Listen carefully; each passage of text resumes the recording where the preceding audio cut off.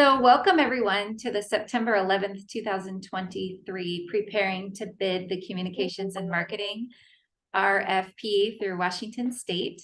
It's a delight to have such a good group here today. My name is Tiffany Scroggs. Lisa Lagerstrom is here as well, joining me from the APEX Accelerator. And we have a good day planned for you. It should be just an hour-long session.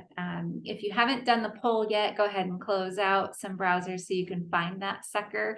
It's just a one-question poll. We'll let that go for just a little bit longer, Lisa, and if you don't mind closing that out. You bet. Go ahead and kick us off here. So why are we here today is the top of the agenda. I'll explain a little bit about how this event came to be, and then I'll talk briefly about who we work with. And we'll dive into the solicitation history. We'll review the opportunity. And then we have two tools that we're outlining for you here today. The first is a pre-bid checklist. This is a Word document that was emailed to you prior to today's event. So if you don't mind, that's going to be a bit interactive. So I'm counting on a few of you to have the solicitation open, and we'll walk through the bid checklist, the first part of it anyway, together as a group. And the second tool is the bid or no bid decision matrix that hopefully we'll be able to dive into just a little bit today here as well. So why today? Why did this event happen? The APEX Accelerator seeks to increase government contracts and subcontracts to businesses in Washington State. And we found that sometimes businesses didn't know about a solicitation right when it hit webs, or they weren't aware of the opportunity. And so we wanted to increase awareness of what the state was buying. So this event, while we don't work for Washington Department of Enterprise Services, we're in close communication and in partnership with them to try and get as much of what they have going on as the state buying agency into the hands of small businesses. So that's why we are here today. And we hope that the tools we give you will be helpful. Know that the other thing about today is that it's really geared towards small businesses that may not have done business with the state of Washington before.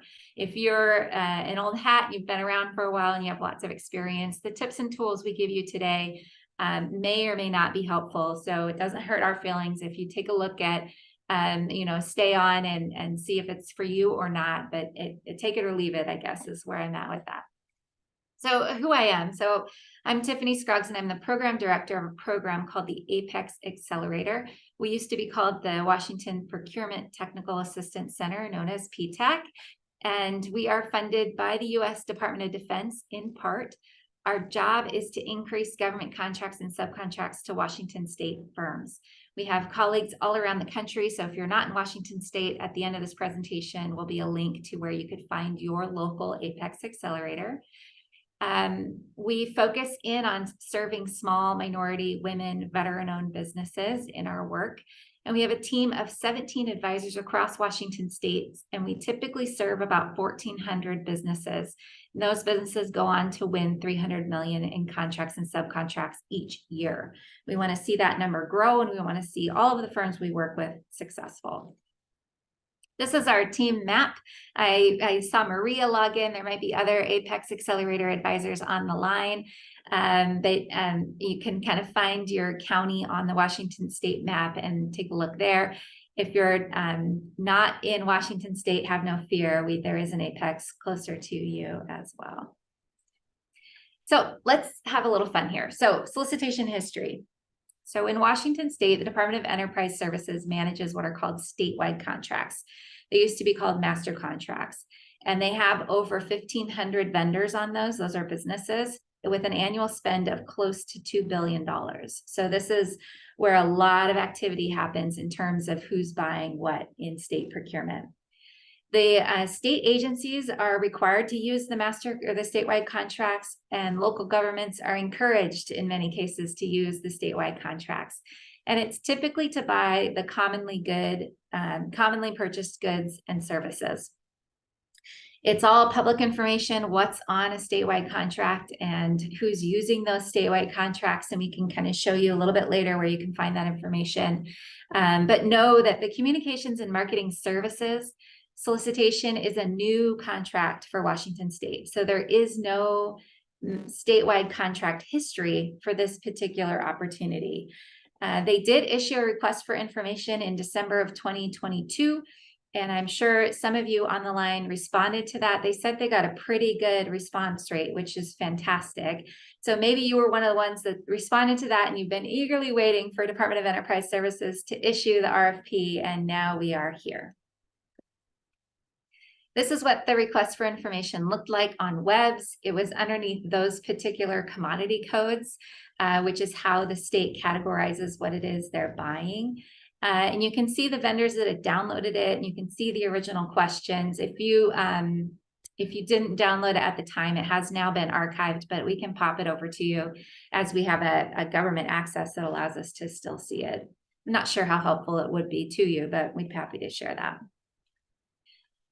So in terms of historical spend, it might be helpful to see who is selling communications and marketing services to the state agencies and how much they're buying. There's a couple of ways to do that. They're all a little bit disconnected because there is no statewide contract with statewide contract data. So a couple of ways to find out if the state agency is buying communications or marketing services is to take a look at your competitors on the open checkbook. So this is a checkbook where essentially who the state government is paying and for what. So it might give like a high level professional services type category, and then it will say so-and-so marketing company, you know, we spent $2,000 with them last month, and you can see that over time for each biennium. The other way to find out what the state is buying and from who is to look in the data.wa.gov. And it's a little bit of a long chain to get there, but essentially you're going into their data catalog and looking at their procurement and contracts data, of which they have several data sets. So you can see everything the state bought on Amazon. You can see what they bought on master contracts or statewide contracts. And you can see what they bought in 2022 through the agency contracts data set.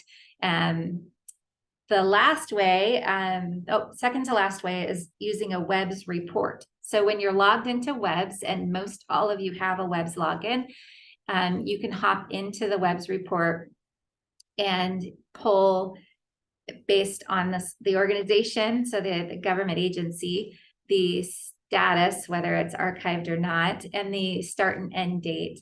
So I just did a keyword of marketing, and it gave me 21 pages of award data for the last 10 years. I could then take this into Excel. There's a little export button next to the save. There's a little save icon on there with the export button. And I could play around with it there. I will warn you now, a lot of this is not relevant to marketing services as you would expect. Even that first one that's listed, the Department of Corrections request for qualifications for a re-entry project facilitator. I'm not sure why the term marketing pulled that up, but there might be some sort of marketing component in the description on the back end, but essentially it's a little bit challenging to find that. You might be better off using the commodity codes that were listed in the RFI or in the current solicitation. Lastly, another way to get information about who the government's buying from and how much they're spending is through a public disclosure request, where you can use that process to find out what the state's buying. And we can talk to you further about that offline. Let's dive into the current opportunity. This is what it looks like in WEBS, and I understand that 95% of you are able to log into WEBS, which is fantastic. WEBS is the authoritative source. That is the only place you want to go to for solicitation documents. Even if I emailed them to you, you do not trust me because I don't work for DES and I'm not an official person within the Department of Enterprise Services. So you want to make sure that you're able to log in, that you're getting emails from the system, and that your commodity codes match the codes of whatever it is you want to bid on. Once you're logged in here, you'll see the customer reference number. That's an important number to note. You'll see the commodity codes. And if you scroll down further, you'll see the vendors that have downloaded it so far. You can kind of assume that the vendors downloaded are at least interested in learning more about the solicitation, if not interested in bidding. Lastly, at the very bottom of that is where you see all the important solicitation documents. So our recommendation is to read and understand them. Note that the original solicitation documents are listed on the left-hand side, and then the amendments will be listed on the right-hand side. And there was an amendment already to this solicitation, and we expect at least the question and answers to be posted later, if not another amendment later on. That's pretty common. So most all state solicitations are organized in this fashion, where it starts off with the competitive solicitation. This is the one I'm hoping you have open so that we can do our interactive exercise in a little bit. And then that competitive solicitation is followed by several exhibits. Exhibit A is kind of just general information about your company. Exhibit B is where it gets really interesting. So you have B1 and B2, and this is where the meat of your proposal documents, the meat of how you're going to craft your proposal response is going to be found.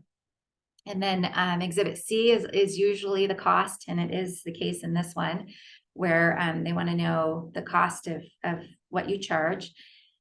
And then Exhibit D is what your contract's going to look like if you are successful in winning. And then there's also a business inclusion plan on this one. That's Exhibit E. So that's pretty typical of a statewide contract that's organized in this fashion. And the reason I kind of walk through that is that this long list can feel a little bit overwhelming when you first look at it. You're like, oh my goodness. And you first download all these exhibits and documents into your computer. You kind of want to understand what it is you're looking at here. So overall, let's zoom out a little bit, a picture about what it is we're doing here today. So when you're bidding a government proposal, you first want to read the solicitation documents that everybody gets, right? It's an open solicitation, so everyone's going to be seeing these same documentation documents and exhibits. You want to hone in on the solicitation document as well as Exhibit B. You want to just get right in there and take a look, but ultimately every document in the solicitation is going to be important.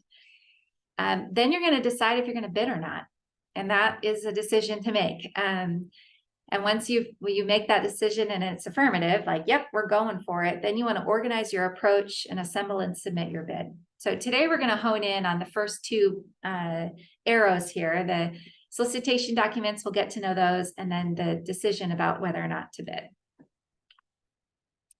So you were emailed a pre-proposal checklist. This is a tool that the APEX Accelerators often give to their businesses they work with to be a tool that you can use. It's in Word, so we want you to make it your own.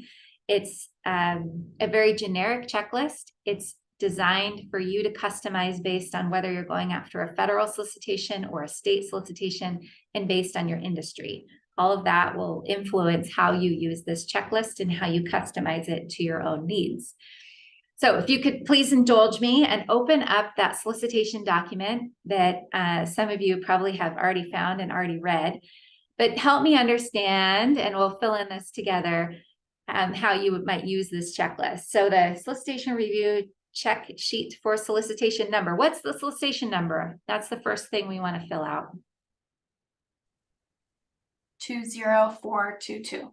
Hey, all right. Gold star to Erin. Thank you, Erin, for participating in my little game here. Did anyone find the deadline to submit?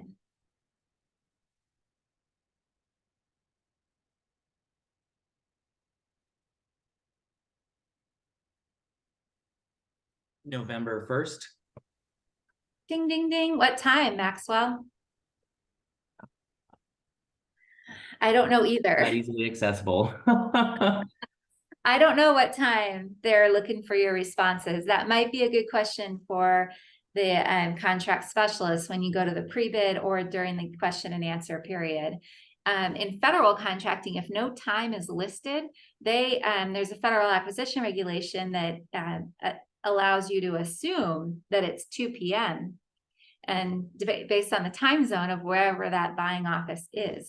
So I don't know that there's an equivalent state requirement. So we probably want to get clarity from the Department of Enterprise Services as to what time your bid is due, so you don't make the wrong assumption. And Maxwell found that on page 7 of the solicitation doc. So thank you for that. Is there a pre-proposal conference, and when is it?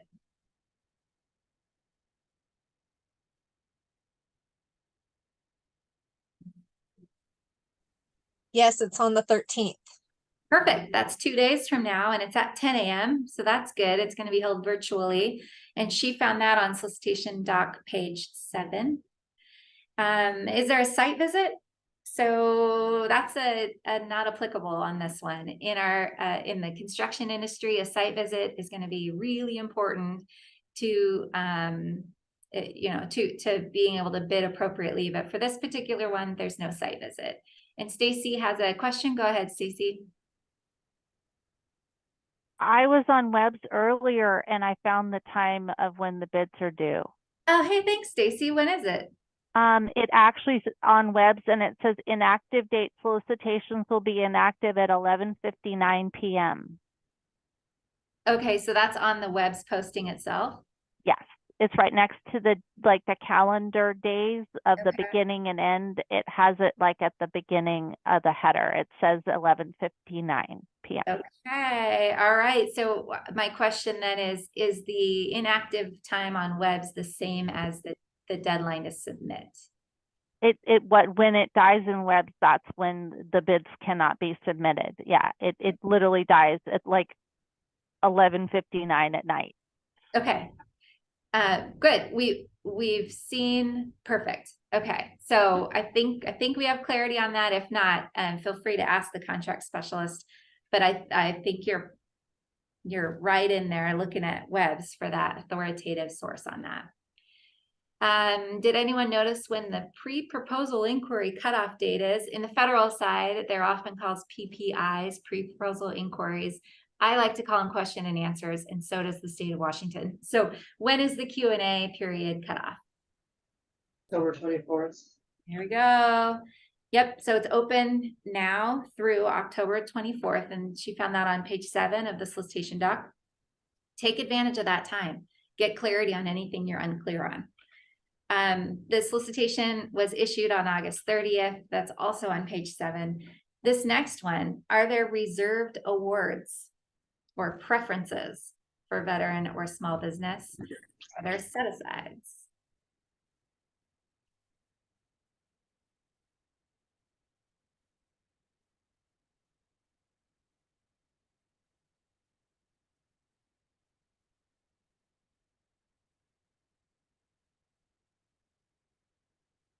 Anyone want to take a stab on this one? It's on page 2.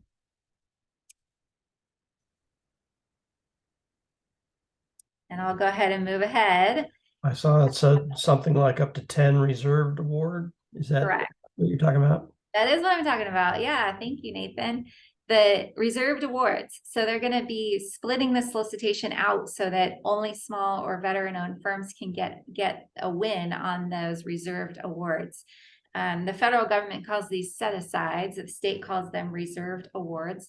And those are for Washington small and Washington veteran-owned businesses. And if you're unclear about whether or not you qualify for that, we're happy to answer questions on that and make sure that your Web's profile accurately reflects that.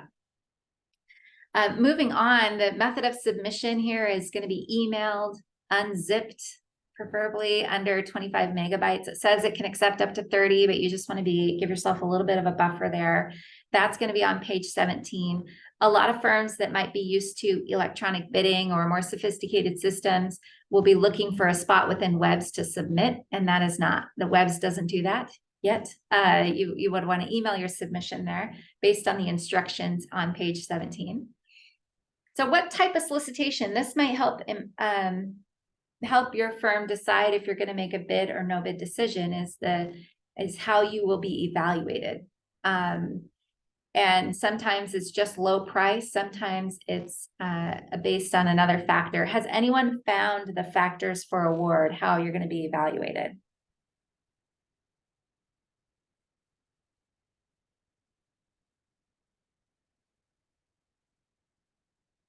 So I'll let you move ahead to page 12, as well as Exhibit C has some pricing information in there.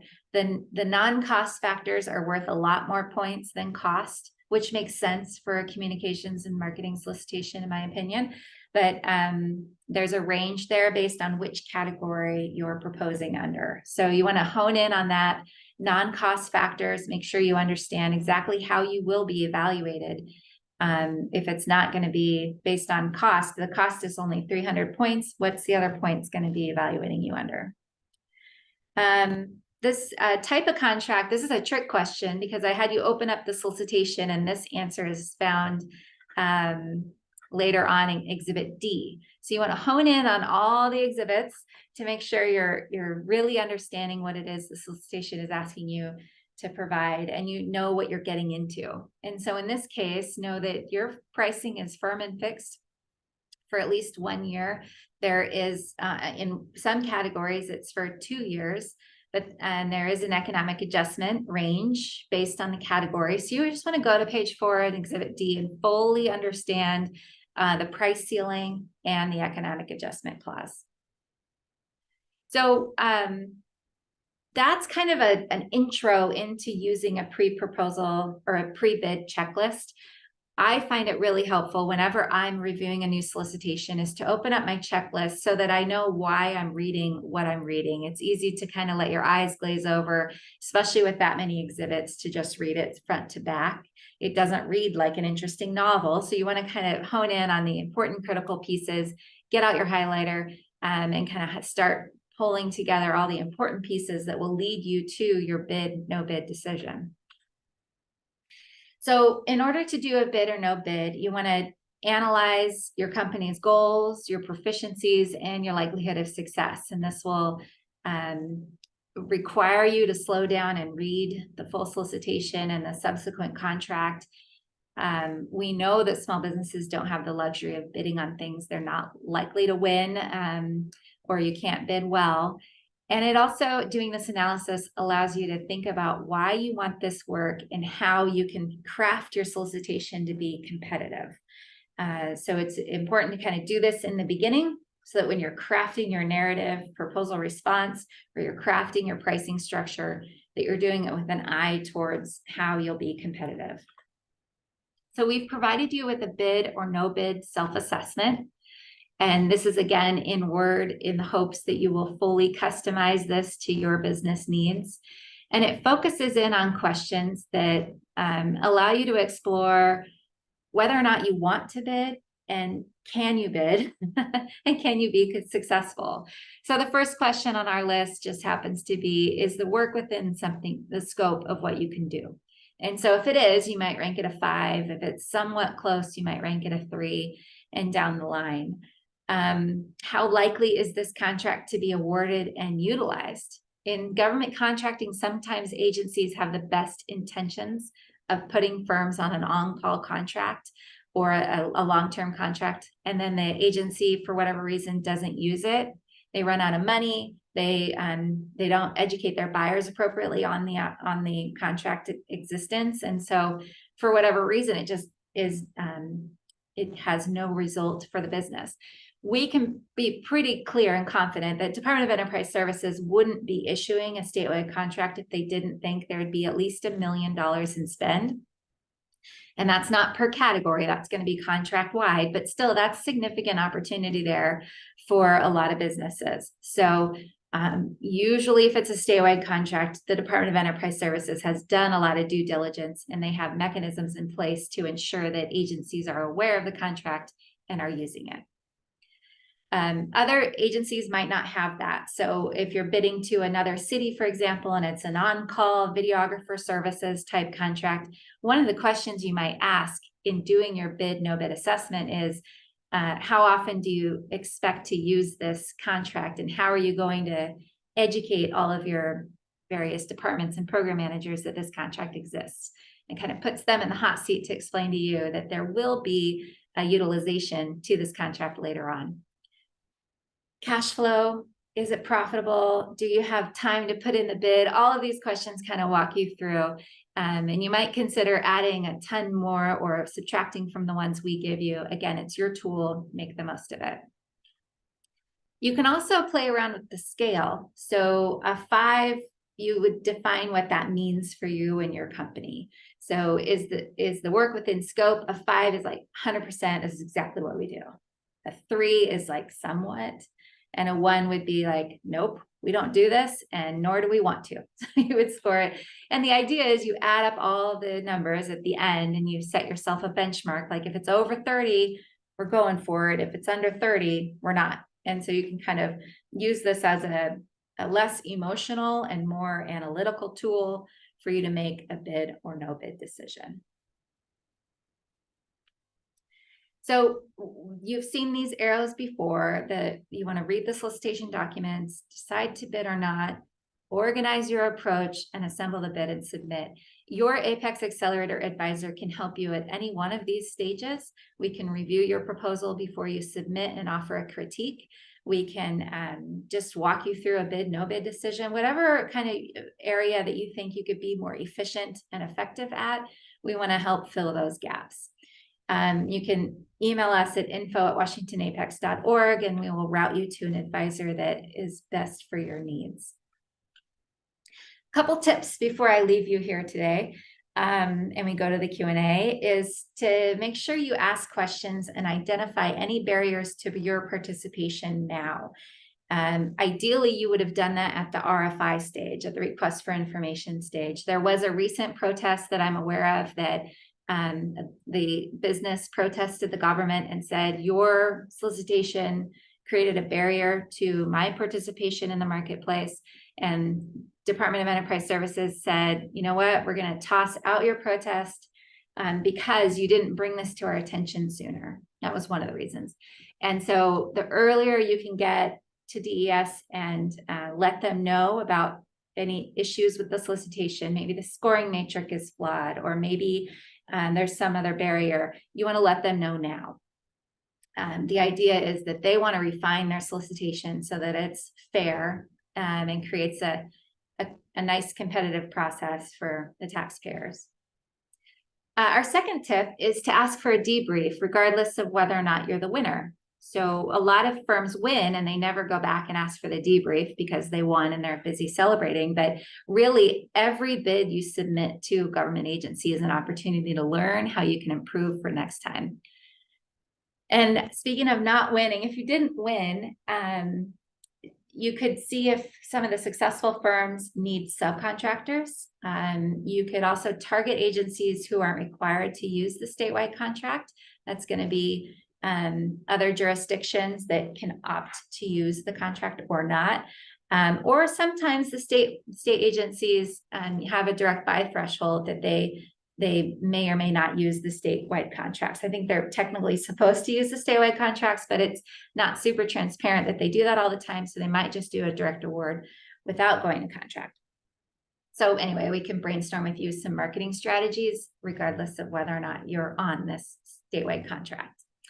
The fourth tip is to double check that you're Washington in-state small business or that you are eligible for the veteran-owned business certification. The certification in Washington State is very painless and easy. Shamika over at the Washington Department of Veteran Affairs makes it very painless for you, and you can get certified within just a couple of weeks. So go ahead and get that done if you are eligible as a veteran-owned business.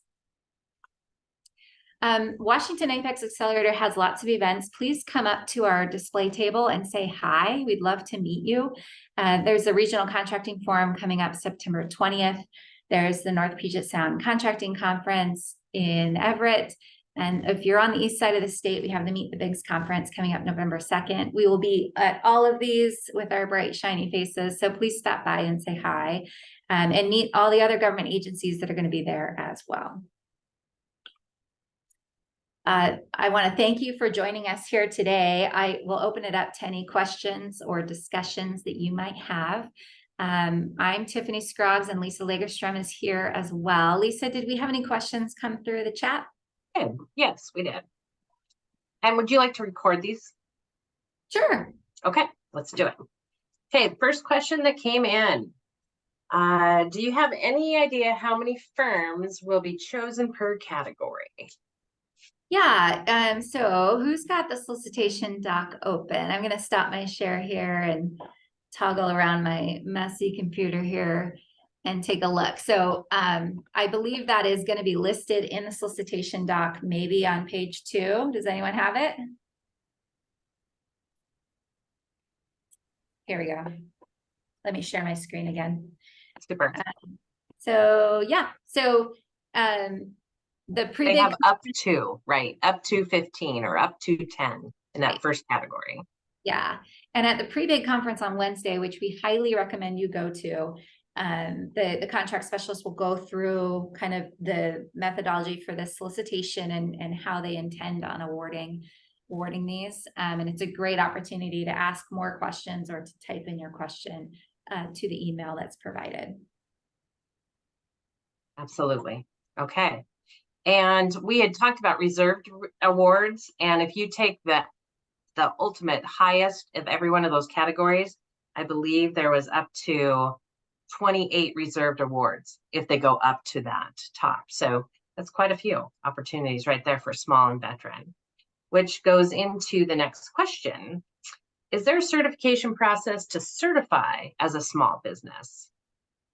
Yeah, so that's another great question for the Department of Enterprise Services. And there is when you're registered in WEBS, check your profile. You were asked a question within WEBS that gave you a definition of a small business. And so loosely quoting the revised Code of Washington, if you're under 7 million in revenue and under 50 employees or certified by OMWB, if you hit any of those three, you are considered a Washington small business. So you also have to be in Washington. So check out that RCW when you are in WEBS. Just go to your profile and take a look at that. And if you have any further questions, we can send you the link directly to the RCW, and you can do a self-assessment as to whether or not you are considered small. Okay, excellent. What do you do if a DES representative is not getting back with you? Yeah, good question. So a lot of times on the DES solicitations, there is a generic email, and I'm pretty sure that's the case on this one, where the email will be like cedartree@des.wa.gov or something like that. And that actually goes to several people on the team with the idea that they never want to leave somebody hanging, especially if there's a question on an active solicitation. So they've built in a way to make sure that there's somebody getting back to you. So number one, use that email. If that's still not working, I would forward your initial email to that email and say, I still have not heard anything, so that the 4 or 5 people on the other end see that their system is not working. And if that doesn't work, I'd go to the small business liaison team within Department of Enterprise Services. They call it their PI team. And especially if you're a small business or a disadvantaged business, the PI team, and I'm forgetting what that means, procurement inclusion. Send the link afterwards. Yeah, I'll send the link to everyone. It's Kim and Shayna and the team over there. They're designed, their positions are designed to help small businesses navigate state procurement, and they would be happy to, walk down the virtual hallway to their colleagues and be like, hey, what's going on? And if you need further, maybe brainstorming with us, we'd be happy to chat offline and find out what's going on. Okay, thank you. A question came in about, can we email the questions anytime between 8:30 and 10:24? Yes, between August 30th and then the end of that Q&A period. You could even email the question afterwards. There's just no guarantee that they'll get back to you. So I was involved in a solicitation recently, and questions were coming in the day it was due, and the solicitation procurement person was active in responding to those the day of. And so always try to get your question answered, but do keep it in with that time period if you need a result back. All right. A second question upon that is, will the Q&A be shared with everyone? Yes. So you want to make sure that your question is something that you want shared with everyone, because they usually cut and paste it verbatim into an amendment with their written answer underneath it. Absolutely. All right. Can you win bids in multiple categories? A great question for the solicitation itself. I don't want to say yes without finding the actual reference, because then it would just be, well, Tiffany said, and I'm not the authoritative source. So let's read the solicitation and find that answer for you. All right. Let's see, can we review the difference between reserved and cooperative agreements? No, I'm not sure I understand that question. Does somebody want to unmute and help me understand further? If that person wants to, Yeah, absolutely. hi, sure. This comes from page 2, in fact. If we go there, it says cooperative purchase agreements up to 1 and reserved award cooperative purchase agreements. What? Can you Thank clarify you. that? Yeah, so great question for the pre-bid on Wednesday, but I'm pretty sure that's referring to the fact that they're inviting Oregon to participate in this. So agencies in Oregon are able to piggyback through what's called a cooperative purchasing agreement. So especially if you're a Southwestern marketing firm or you want to do business in Southwest Washington, that's easy to get over into Portland, for example. That's something to really hone in on, because that's additional opportunity that normally wouldn't be found in a statewide procurement, but this one has a cooperative purchasing element to it. So that's all I'll say for now. But let me know if after the pre-bid that's still unclear, and we can work together to craft a question to the contract specialist. Thought his question might relate to the reserve part, which you touched on earlier about the veteran-owned businesses. Small and veteran. So the reserved is small and veteran based on what DES defines, or the RCW defines as small. Who wants to share? I guess a screen to show. Let me see. Do you want me to do it, Tiffany? Sure. Share a screen. Okay, I'm gonna go into our profile. Oh, and yeah. We can just do that, right? We sure can. Okay. And Well, we're going sorry. Yeah. So what she's doing is pulling up her web's profile to take a look at her status as a small or veteran-owned business and the definition of that. And then we can also link to the RCW. Okay. So within your profile, when you do go in, there's going to be a question here. It's going to say OMWB status, and then you can click here, what's this? And if you're interested, it links to OMWBE and they'll send you information. The second one here, what's veteran status? The same thing applies. You select this, that you're a veteran, and then that engages the veteran administration, and her name is Shamika. She'll be sending you out information about being a veteran. And then you go through that process. So this is one of the reserved pieces, veteran. Now you go drop into small business, and these, what's this, read about it. Because you are going to be asked to self-certify, that's what it says here, as a Washington small business. Completely understand what that is. And you can be a micro, a mini, or a small. And here in parentheses is a very short definition, but definitely jump in here and use this, okay? So this is the piece that's very important in your webs, that it's correct, because they draw on that when they're assuming, you know, I have so many micros, I have so many small, and if you're incorrectly selecting, it's skewing the data. So I wanted to show that visually for folks. Thanks, All right. Lisa. You bet. And I put the link to the RCW in the chat. Excellent. All right, there are a few more questions. The RFP seems like it asks for firms to propose made-up scenarios and costs for the projects. What's the best way to approach this? That is a good question that I am not going to touch here today. But the idea is, if you put your feet in the shoes of the contract specialist, they needed a way to evaluate your cost that was apples to apples. And so they came up with a fictional opportunity that you would pretend to bid and your costs associated with that effort. And so I think it's in Appendix C, you'll see those scenarios. And then later in Appendix C, you see your cost proposal based on those scenarios. So their idea is to make sure that they're evaluating you on cost. So you get those 300 points, apples to apples. Beyond that, let's connect you to one of our advisor team and dive in a little bit deeper. Okay. And I had, Oh. oh, sorry, go ahead. Oh, no, actually, I'm going to interrupt you. I had a question in the chat directly to me about which email to email DES at, and I'm cutting and pasting directly from the solicitation to everybody, the DES contract strategy at des.wa.gov, and that'll go to the contract specialist, Andrea, and it will also go to a couple of her colleagues if I'm not mistaken. So go ahead. Thanks, Lisa. Excellent. Okay. Can we talk a little bit about what is economic adjustment? Sure. So for that, I'm going to pull open and share my screen on Exhibit D. And the reason I put that in my pre-bid checklist so that we could all explore it is because it's in Exhibit D, and most businesses skip reading Exhibit D until really late in the game, and it could impact your interest in bidding. It could impact your approach to your pricing.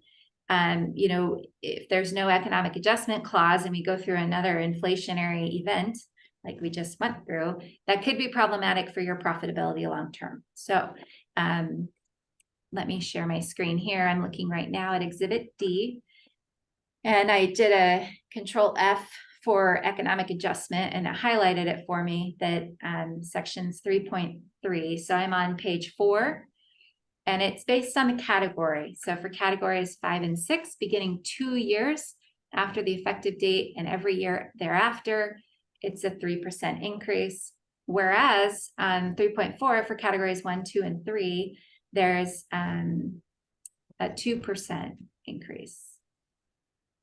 And it goes on. So category 4 is special. That's 1.2. So read it carefully, but you have the web's link, and if you don't, let me know, but you can dive into Exhibit D and really understand how that works. And that was a tip you threw in there, Tiffany, really fast. You said use Control F. Yes. That is a tip. Control F is our favorite thing. Out of so I'm doing a Control F for at des.wa.gov because I know that's going to be the email, but I could just do the word economic and find it there. So yes, Control F is a wonderful tip. Because there's many documents to understand. So it's a quick tip. Okay, we have some questions about, can Canadian teams submit, and maybe win bids in webs? Remember, you don't submit in webs, you submit via email, and there's no prohibition that I'm aware of doing business with Canadian firms. All right. The next one is for any of the Oregon or Portland, and their Office of Minority and Women Business Enterprise is called ORPIN designations for women, minority, or emerging small businesses carry any corollary weight? Good question for bring that up because Oregon is a partner in this effort. They there might be a mechanism in there for them to see who is a certified firm in the state of Oregon when they go to buy off the contract. But great question. I don't know. Okay. Let's see. Cooperative. Okay, on page 5, can we explore more about the cooperative purchasing agreement about reserved awards? Potentially. Okay. What about it? Go ahead and unmute. That is Stacy.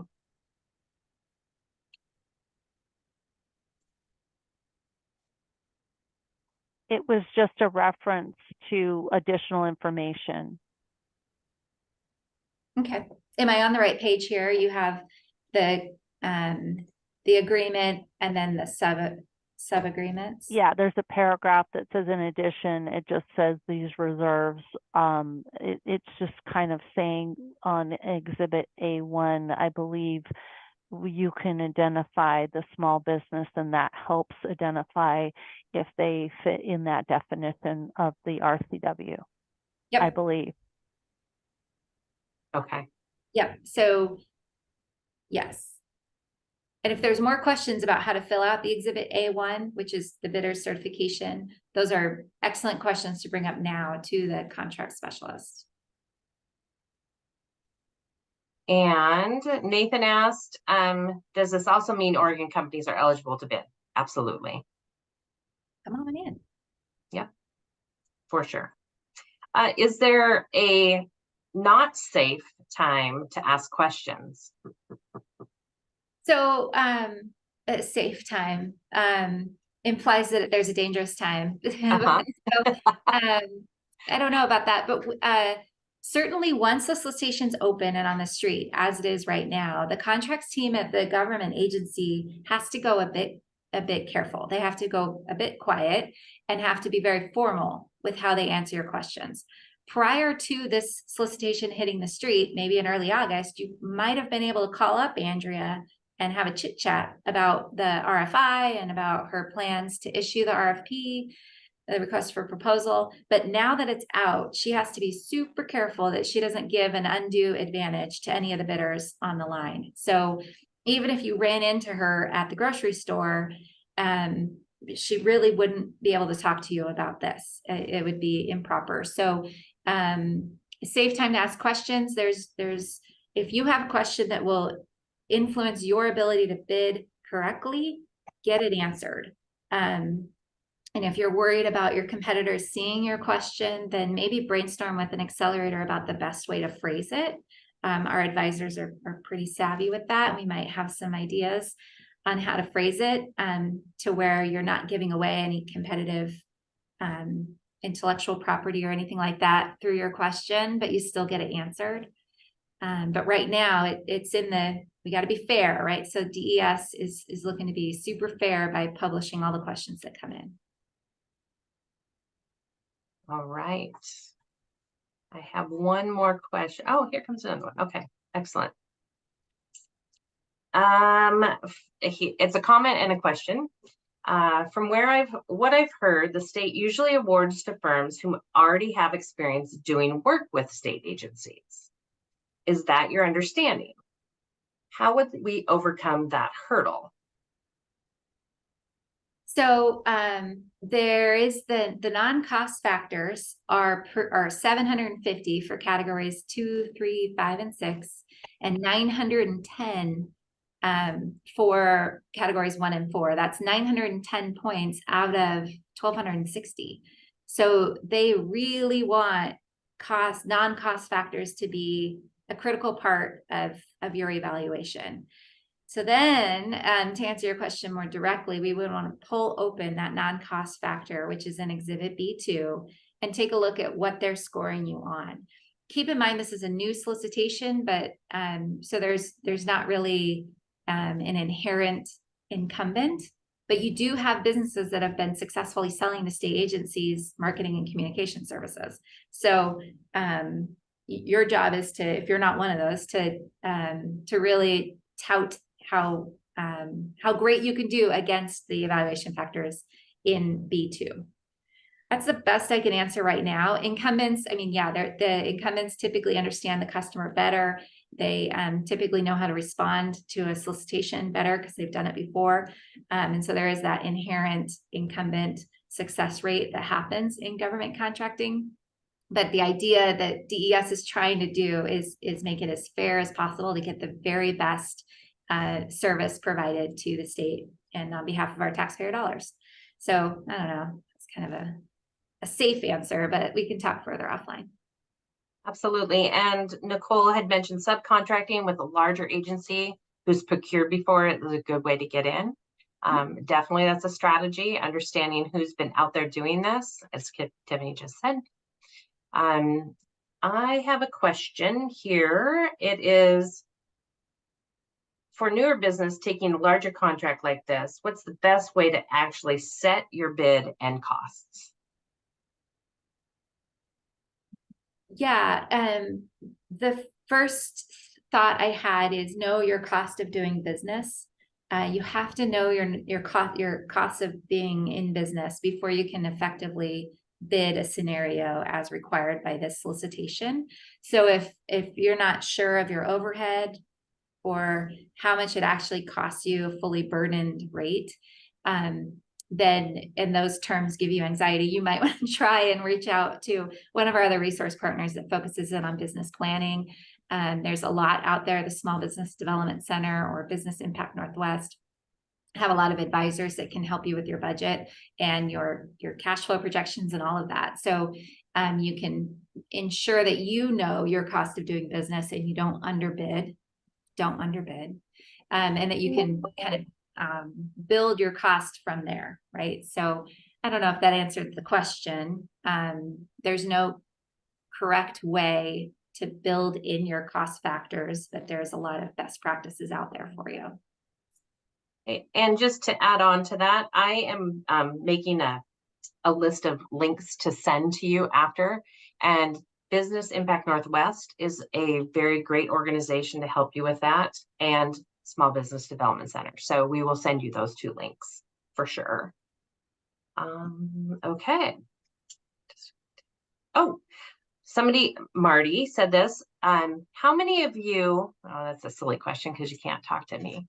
I mean, okay, so in webs, there is a place, and I am going to go out there to show you because this is a great strategy. It'll take me a moment to go out there, but let's share so you can see the journey where I go and why I'm doing what I'm doing. Okay, so for all of you that have a webs profile, you're going to go in, you're going to say, I'm going to search for some opportunities, and I happen to know the solicitation number, so I'm going to put it in. And it's going to pop up all the documents that I need to know about communication and marketing services. So I'm going to open it up a little further. Then I'm going to scroll down here and I'm going to find this right here. This is pretty powerful. It says vendors downloading. This is showing everybody that has at least looked at this. Now, this is a huge list. Massive list. It goes and goes and goes. 4 pages. I'm just going to show you the last person. It's alphabetical. And the strategy is to look at these folks and understand who they are.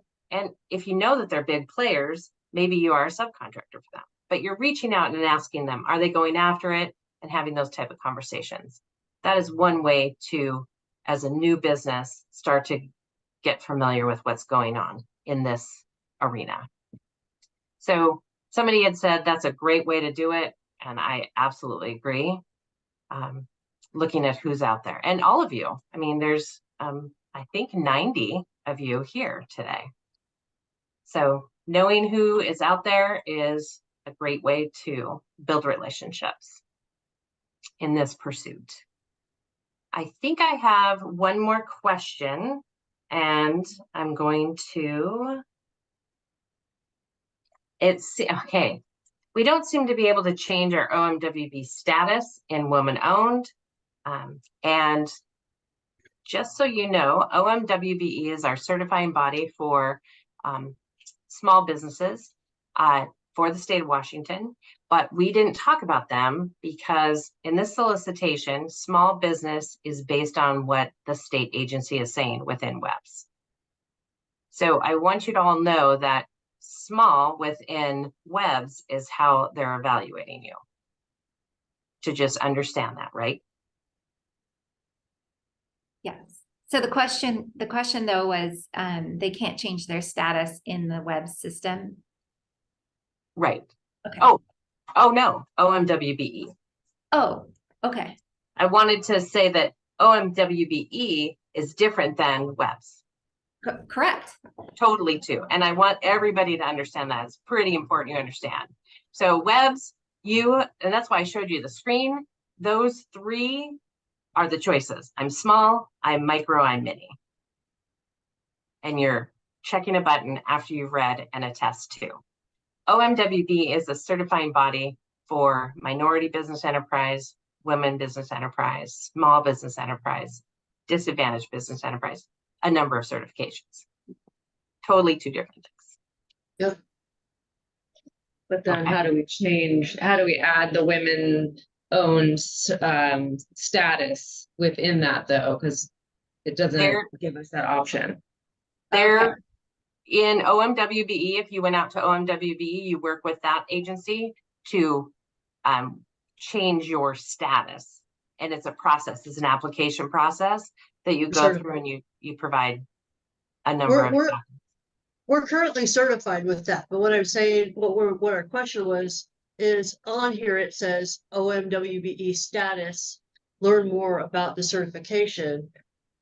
Does Webb's not care if we're a woman-owned business or not? Because it looks like it asks us what our percentage of women-owned is, and we're 100% women-owned. So with that said, is there no place on Webb's to say, to put your certification number for OMWBE to show that you are actually certified woman-owned business? Yeah, I'm trying to find it. There should be a connection point there.